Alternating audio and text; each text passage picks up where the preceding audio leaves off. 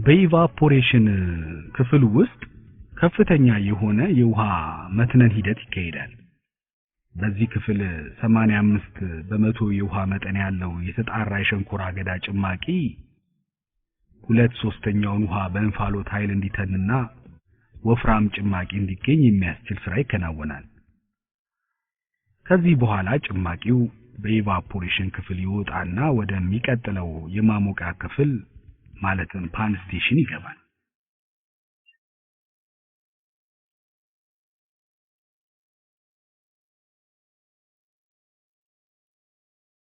ይህ ክፍል 3 የሚሆኑ የማሞቂያ ቦታዎች አሉት። እነዚህም A፣ B፣ C ቦይሊንግ ስኪም ሲሆኑ ጠጣር ስኳርን የመፍጠር ማለትም ክሪስታላይዝ ለማድረግ ይጠቅማሉ። በዚህ ክፍል ክሪስታላይዝ የሆነ ስኳር ማስኪዩት በመባል የሚታወቅ ሲሆን ወደ ሮውሳይድ ማጣሪያ ክፍል በመሄድ ስኳሩ እንዲለይ ያደርጋል። ይህንን ስራ የሚሰራው መሳሪያ ሴንትሪፊዩጋል ተብሎ ይጠራል። ከረው ሴንትሪፊዩጋል የወጣ የቀለጠ ስኳር በሪፋይን ፓን ከተቀላቀለ በኋላ በባች ታይፕ ሪፋይን ሴንትሪፊዩጋል አማካይነት ስኳሩ ከሞላሰሱ ይለያል።